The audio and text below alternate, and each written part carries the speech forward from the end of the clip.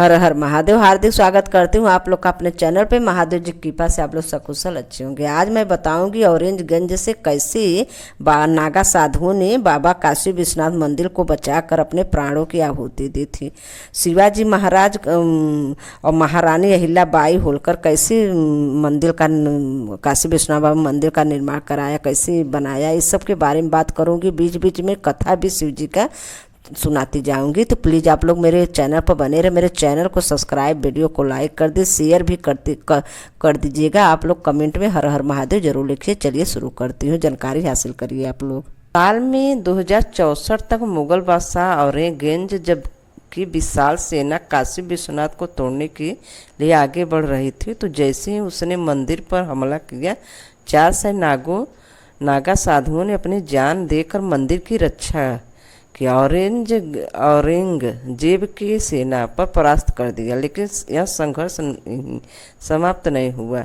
5 साल बाद 1969 में औरंगजेब ने एक और बड़ा हमला किया और काशी विश्वनाथ मंदिर को पूरी तरह से नष्ट कर दिया। ही नहीं, स्कंद पुराण में कहा गया है कि काशी विश्वनाथ की प्राचीन नगरी है, जिसे स्वयं शिव ने अपने त्रिशूल की नोक पर बसाया था। लेकिन आखिर ऐसा क्या कारण था जिसे भगवान शिव को खुद काशी नगरी की निर्माण करना पड़ा, और यह नगरी प्रलय है। सबसे रहस्यमय बात है, काशी विश्वनाथ मंदिर के पास स्थित ज्ञान कुआं का एक स्थान है जहां लोग अपनी परछाई देख अपने मृत्यु का अनुमान लगाते थे। कहा जाता है कि जिस व्यक्ति की परछाई इस कुएं में जल में नहीं दिखती थी, वो उसकी मृत्यु 6 महीने के भीतर निश्चिंत मानी जाती है। और यह जानकर आपको आश्चर्य होगा कि काशी में मरने वाले व्यक्ति को स्वयं भगवान शिव मोक्ष देते हैं। यही कारण है कि सदियों से लोग अपने जीवन के अंतिम दिन बिताने काशी आते हैं। क्या आप काशी विश्वनाथ मंदिर भगवान शिव को समर्पित है। एक प्रसिद्ध हिंदू मंदिर है और यह 12 ज्योतिर्लिंगों से एक माना जाता है। प्राचीन शहर बनारस के विश्वनाथ गली में स्थित है। काशी जिसे दुनिया का सबसे प्राचीन शहर कहा जाता है, स्वयं भगवान शिव ने द्वारा स्थापित किया गया है। पहले यहाँ बनारस नाम से बोला जाता था और काशी नाम बनारस मतलब मार्केट बोला जाता था, और काशी विश्वनाथ तो बाबा का धाम ही है। लेकिन एक सवाल है हर किसी को मन में आता है कि क्या मूल शिवलिंग था, उसकी स्थापना स्वयं भगवान शिव ने की थी, फिर क्या वास्तव में देवताओं ने किया था या फिर इन्हें मानवों द्वारा बनाया गया था। यहाँ भी ये ग्रंथों में कथाएं आती है कि कथा मिलती है कि पहली कथा कि माता पार्वती के से विवाह के बाद भगवान शिव कैलाश पर्वत पर रहने लगे, लेकिन बाद में नहीं थी। एक दिन उन्होंने भगवान शिव से कहा, प्रभु, सभी विवाहित स्त्रियां विवाह के बाद अपने पति के घर जाती है, लेकिन अब मैं भी अपने पिता के घर में ही रह रही हूँ। क्या आप मुझे अपने घर नहीं ले चलेंगे? तो पार्वती की इच्छा को समझते हुए भगवान शिव ने अपने त्रिशूल के नोक पर एक दिव्य नगरी का निर्माण किया। वो इस नगरी को निकुंभ से अनुरोध किया कि वह इस नगर को माता पार्वती उनके परिवार के लिए रहने योग्य बनाए। माता पार्वती इस स्थान से प्रसन्न हुई और उन्हें सभी को भोजन कराया। तभी से उन्हें अन्नपूर्णा देवी के रूप से में पूजा जाने लगा, और भगवान शिव स्वयं भी उनके सामने भिक्षा पात्र रखकर भोजन मांगते। तभी से भगवान शिव ने स्वयं को काशी में विश्वनाथ ज्योतिर्लिंग के रूप में स्थापित कर लिया। ऐसा माना जाता है सृष्टि के निर्माण के समय पूर्व की पहली किरणें सबसे पहले काशी नगरी पर ही पड़ी। यही कारण है कि यह नगरी सबसे पवित्र मानी जाती है। कहा जाता है कि प्रलय भी हो जाए तो भी काशी नगरी अड़िंग बनी रहती है। और छोटा सा सवाल है, आपके शहर में, गांव में सबसे प्रसिद्ध ज्योतिर्लिंग कौन सा है? इसके पीछे क्या मान्यता है? ग्रंथों में कथा आती है। कथा के बारे में एक समय की बात है जब ब्रह्मांड में केवल अंधकार और अनंत शून्यता सी थी। सृष्टि निर्माण के लिए भगवान विष्णु क्षीरसागर में युग निद्रा में थे। उनकी नाभि से ब्रह्मा प्रकट हुए। ब्रह्मा यह भ्रम हुआ कि यह सृष्टि पर परमेश्वर है, जबकि विष्णु जी हैं मानते हैं थे कि सृष्टि के पालन कर्ता होने के कारण ये सोचे एक दिन दोनों में इस बात को लेकर विवाद हो गया। ब्रह्मांड में सबसे महान स्वर शक्तिमान कौन, ब्रह्मा है या विष्णु? ये सृष्टि रचयिता विष्णु जो सृष्टि के पालन करता है। इस विवाद को सुलझाने के लिए दोनों देवताओं ने भगवान शिव की स्तुति की। तभी अचानक आकाश में एक दिव्य प्रकाश अस्तबल प्रकट हुआ जिसका कोई आदि और न अंत था। यह अद्भुत था। अनंत ज्योतिर्लिंग पूरे ब्रह्मांड में रोशन कर रहा था। तभी भगवान शिव ने आकाशवाणी की, जो इस प्रकाश को स्तंभ अंत तक पहुंच जाएगा वह सबसे महान कहलाएगा। भगवान विष्णु ने कहा, 12 रूप धारण किए प्रकाश स्तंभ मूल की ओर जाने लगा। जबकि ब्रह्मा जी हंस का रूप लेकर शिखर को उड़ चले। हजारों वर्षों के बाद यात्रा के बाद विष्णु जी को स्तंभ अंत नहीं मिला। वह समझ गए कि यह प्रकाश स्वयं भगवान शिव का अनंत स्वरूप है। उन्होंने अपनी हाथ स्वीकार कर ली और शिव को नमन किया। तभी लेकिन ब्रह्मा अहंकार बस चाल चले। उन्होंने केतकी पुष्प साक्षी रखते हुए झूठा कहा कि उन्हें स्तंभ का शिखर देख लिया। भगवान शिव तुरंत प्रकट हुए और ब्रह्मा जी के क्रोधित होकर बोले, तुम झूठ के सहारा लियो, इसलिए संसार में तुम्हारी पूजा नहीं होगी। भगवान शिव ने केतकी के पुष्प को श्राप दिया और इसी तरह केतकी की किसी भी पूजा में अर्पित नहीं किया। तो भगवान शिव की भक्ति से प्रसन्न होकर भगवान शिव ने उन्हें आशीर्वाद दिया और कहा, तुम सृष्टि के पालनकर्ता बने रहोगे। इसके बाद भगवान शिव ने घोषणा में अनादि अनंत और अविनाशी हूँ। इस प्रकाश स्तंभ एक अंश पृथ्वी शिवलिंग के रूप में स्थित रहेगा। भगवान शिव ने अपने अनंत ज्योतिर्लिंग की एक भाग पृथ्वी पर स्थापित किया और वहीं से स्थान कहलाया काशी विश्वनाथ बाबा का धाम है। और ज्योतिर्लिंग सृष्टि प्रारंभ से लेकर अंत तक अविनाशी ही रहेगा। और काशी विश्वनाथ का मंदिर का निर्माण आदिकाल से ही माना जाता है। लेकिन अगर हम प्राचीन भारतीय इतिहास के पन्नों में झांके, सबसे पहले निर्माण को लेकर मत सामने आता है। ऐतिहासिक प्रमाणों के अनुसार काशी विश्वनाथ मंदिर का सबसे पहला सम्राट विक्रमादित्य ने करवाया था। बीता हुआ इस पूर्व में 11वीं सदी से राजा हरिश्चंद्र इस मंदिर का जीर्णोद्धार कराया था तथा कई इतिहासों ग्रंथों में मिलता है कि इसे काशी विश्वनाथ मंदिर के सबसे प्राचीन निर्माण का प्रमाण माना जाता है। काशी विश्वनाथ मंदिर को पहली बार 1194 में मोहम्मद गौरी ने लूटने के बाद तोड़वा दिया था। इसके बाद इसे फिर स्थानिक राजाओं द्वारा बनाया गया, लेकिन एक बार फिर 1945 में जौनपुर के सुल्तान महमूद शाह ने इसे ध्वस्त कर दिया। इतिहासकारों के अनुसार विश्वनाथ मंदिर का जीर्णोद्धार मुगल सम्राट अकबर के नवरत्नों में से एक राजा टोरमल ने कराया था। उन्होंने साल 1985 में अकबर के आदेश पर पंडित नारायण भट्ट की सहायता से इस मंदिर का पूर्ण निर्माण कराया। 1194 में मोहम्मद गौरी ने बनारस पर हमला किया। इस हमले के दौरान बनारस के लगभग 500 मंदिरों को तोड़ दिया गया।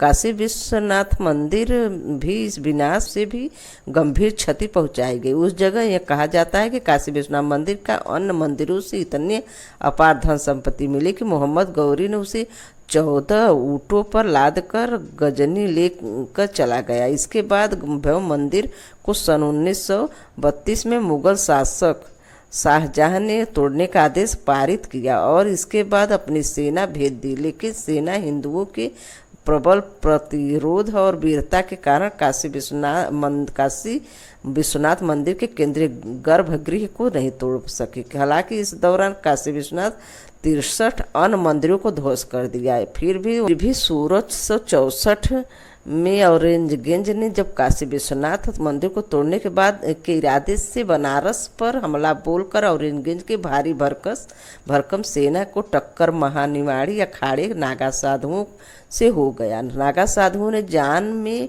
खेल कर औरंगजेब की सेना को वहीं से खदेड़ डाला। मुगलों से ही समाप्त नहीं हुआ। 5 साल बाद 1969 में औरंगजेब ने जब एक बड़ा हमला किया और इस बार इसका मकसद काशी विश्वनाथ मंदिर को पूरी तरह से नष्ट कर देना। औरंगजेब ने जानता था कि मंदिर हिंदुओं की आस्था है और भावनाओं से जुड़ा है, इसलिए उसने निश्चित किया कि इसे फिर से न बनाया जाए। इससे उसकी जगह ज्ञानवापी मस्जिद का निर्माण कराया, जो आज भी मंदिर परिसर में है मौजूद है। स्थानीय लोक कथाओं और मौखिक परंपराओं के अनुसार लगभग 4000 नागा साधुओं ने काशी विश्वनाथ ज्योतिर्लिंग की रक्षा करते हुए अपने प्राणों की आहुति दी थी। काशी पहुंचे और विश्वनाथ मंदिर पर हमला कर इसे ध्वस्त कर दिया। और इस फरमान के बाद सितंबर 1969 में अबुल हसन ने औरंगजेब को अपनी जवाबी चिट्ठी में लिखा कि मंदिर तोड़ दिया गया है और एक मस्जिद बना दी गई है, जिसे ज्ञानव्यापी मस्जिद के नाम से जाना जाता है। औरंगजेब के खिलाफ एक बड़ा विद्रोह हुआ। इस विद्रोह नेतृत्व कर रहे थे कि वह जमींदार जो छत्रपति शिवाजी महाराज से प्रभावित थे। शिवाजी महाराज उस समय मुगलों के लिए सबसे बड़ी चुनौती थी। वह स्वतंत्र मराठा राज्य के लिए संघर्ष कर रहे थे, लगातार मुगलों इलाकों में हमले कर रहे थे। कई इतिहास मानते हैं कि विद्रोह और असंतोष के कारण औरंगजेब ने काशी के मंदिरों को ध्वस्त करके आदेश दिया था। औरंगजेब ने काशी विश्वनाथ मंदिर को इसलिए चुना क्योंकि राजा मान सिंह द्वारा बनाया गया था और औरंगजेब ने को सूचना मिली थी कि राजा मान सिंह के परपोते छत्रपति शिवाजी महाराज की उसको कैद से भागने में सहायता की थी। और इसी कारण औरंगजेब ने काशी विश्वनाथ मंदिर तोड़कर राजा मान सिंह के परिवार से बदला लेने की योजना बनाई। इस हमले के दौरान केवल मंदिर ध्वस्त किया गया, बल्कि कई लोगों की निर्मम हत्या भी की गई। बताया जाता है कि काशी विश्वनाथ मंदिर पर जब हमला हुआ तब मंदिर के मुख्य पुजारी शिवलिंग को बचाने के लिए उसे लेकर कुंगई में छलांग लगा दी। ऐसा माना जाता है कि इस घटना से पुजारी की मृत्यु हो गई, शिवलिंग उस कुएं में ही रह गया। इसके बाद औरंगजेब ने मंदिर के स्थान पर ज्ञानव्यापी मस्जिद का निर्माण करवा दिया था। आज हिंदू पक्ष दावा है कि मस्जिद के वजू खाने में वहीं प्राचीन शिवलिंग मौजूद है, जबकि मुस्लिम पक्ष कहना है कि केवल एक फवारा मस्जिद परिसर में हिंदू देवताओं को 55 पाषाण मूर्तियां मिली है, जिसमें शिवलिंग, विष्णु, गणेश और कृष्ण और हनुमान की मूर्ति शामिल है।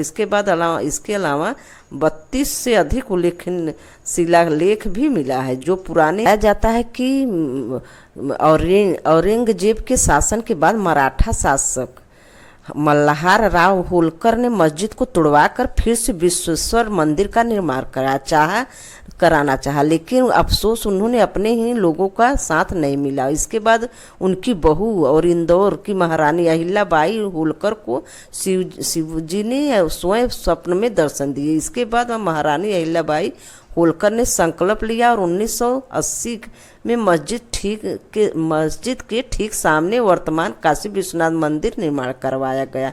इतना ही नहीं, 1935 में महाराजा रणजीत सिंह ने काशी विश्वनाथ मंदिर को लगभग 1 टन सोना दान किया था। उसका उपभोग मंदिर के 2 गुब्दों का स्वर्ण मंडित करने के लिए किया गया। यह दान उन्होंने अपनी पत्नी महारानी ततार कौर के आग्रह पर किया था। आज वह सोने के कुबंद मंदिर के शोभा और दिव्यता को बढ़ाते। अब ग्रंथों में आता है कि एक बार ब्रह्मा और विष्णु और अन्य देवताओं ने शिव जी से पूछा, महादेव, मृत्यु में प्रत्येक प्राणी को आती है, किंतु क्या ऐसा कोई मार्ग है जिससे साधारण प्राणी भी मृत्यु के बाद सीधे मोक्ष पा सके? भगवान शिव मुस्कुराए और बोले, सभी तीर्थों में मेरा काशी नगरी सर्वश्रेष्ठ है।